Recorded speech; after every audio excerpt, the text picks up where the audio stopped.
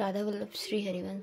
श्री वेद व्यास जी की आज्ञा से वैशंपायन जी का कथा प्रारंभ करना।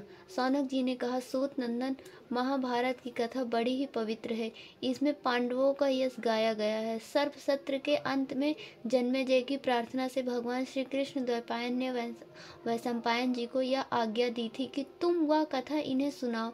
अब मैं वही कथा सुनना चाहता हूँ। वह कथा भगवान व्यास के मन सागर से उत्पन्न होने के कारण सर्वरत्नमयी है। आप वही सुनाइए।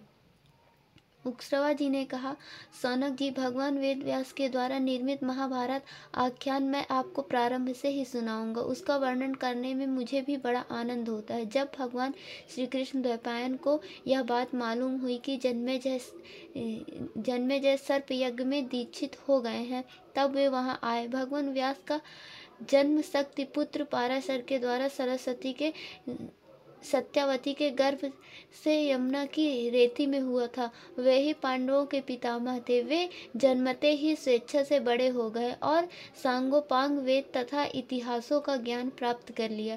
उन्हें जो ज्ञान प्राप्त हुआ था उसे कोई तपस्या, वेदाध्ययन, व्रत, उपवास, स्वाभाविक शक्ति और विचार से नहीं प्राप्त कर सकता। उन्होंने ही एक वेद को 4 भागों में विभक्त कर दिया। वे महान महर्षि त्रिकालदर्शी सत्यवत परम पवित्र एवं सगुण निर्गुण स्वरूप के तत्वज्ञ थे। उन्हीं के कृपा प्रसाद से पांडु, धृतराष्ट्र और विदुर का जन्म हुआ था। उन्होंने अपने शिष्यों के साथ जन्मेजय के यज्ञ मंडप में प्रवेश किया। उन्हें देखते ही राजर्षि जन्मेजय झटपट सदस्यों के सहित उठकर खड़े हो गए और शिष्टाचार पूर्वक यज्ञ मंडप में ले आए। उन्हें सुवर्ण सिंहासन पर बैठाकर विधि पूर्वक पूजा की।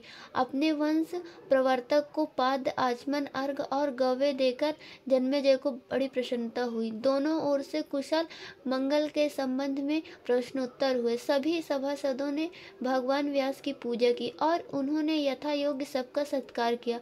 तदंतर जन्मेजय ने सभासदों के साथ हाथ जोड़कर व्यास जी से यह प्रश्न किया, भगवान, आपने कौरवों और पांडवों को अपनी आंखों से देखा था। मैं चाहता हूँ कि आपके मुंह से उनका चरित्र सुनूं। वे तो बड़े धर्मात्मा थे, फिर उन लोगों में अनमन का क्या कारण हुआ? उस घोर संग्राम के होने की नौबत कैसे आ गई? उसके कारण तो प्राणियों का बड़ा ही विध्वंस हुआ है।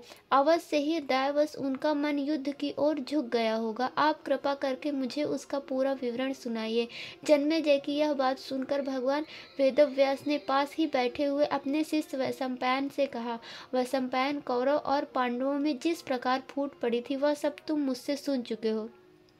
अब वही बात तुम जन्मेजय को सुना दो। अपने पूज्य गुरुदेव की आज्ञा सुनकर भरी सभा में वैशंपायन जी ने कहना प्रारंभ किया। वैशंपायन जी ने कहा, मैं संकल्प, विचार और समाधि के द्वारा गुरुदेव को नमस्कार करता हूँ तथा सभी ब्राह्मण और विद्वानों का सम्मान करके परम ज्ञानी भगवान व्यास का मत सुनाता हूँ। भगवान व्यास के द्वारा निर्मित यह इतिहास बड़ा ही पवित्र और विस्तृत है। उन्होंने पुण्यात्मा पांडवों की यह कथा 1,00,000 श्लोकों में कही है। इसके वक्ता और श्रोता ब्रह्मलोक में जाकर देवताओं के समकक्ष हो जाते हैं। यह पवित्र और उत्तम पुराण वेद तुल्य है। सुनने योग्य कथाओं में सर्वोत्तम और बड़े बड़े ऋषियों ने इसकी प्रशंसा की है। इस इतिहास ग्रंथ में अर्थ और काम की प्राप्ति के धर्म अनुकूल उपाय बतलाए गए हैं तथा इससे मोक्ष तत्व को पहचानने वाली बुद्धि भी प्राप्त होती है। इसके श्रवण कीर्तन से मनुष्य सारे पापों से छूट जाता है। इस इतिहास का नाम जय है। संसार पर परम विजय अर्थात कल्याण प्राप्त करने के इच्छुकों को इसका श्रवण करना चाहिए। यह धर्मशास्त्र, अर्थशास्त्र और मोक्ष शास्त्र सब कुछ है। जो इसका श्रवण वर्णन करते हैं उनके पुत्र सेवक और सेवक स्वामी भक्त हो जाते हैं। जो इसका श्रवण करते हैं उनके वाचिक, मानसिक और शारीरिक पाप नष्ट हो जाते हैं। इसमें भारतवंशियों के महान जन्म का कीर्तन है, इसलिए इसको महाभारत कहते हैं। जो इस नाम का व्युत्पत्तियुक्त अर्थ जानता है वह सारे पापों से छूट जाता है। भगवान श्री कृष्ण द्वैपायन प्रतिदिन प्रातःकाल उठकर स्नान, संध्या आदि से निवृत्त हो इसकी रचना करते थे। इस प्रकार 3 वर्ष में यह पूरा हुआ था।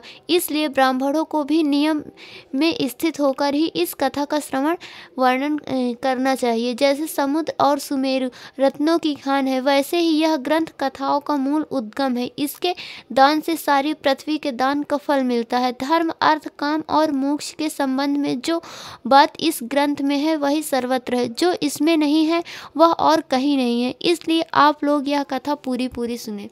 राधा वल्लभ श्री हरिवंश।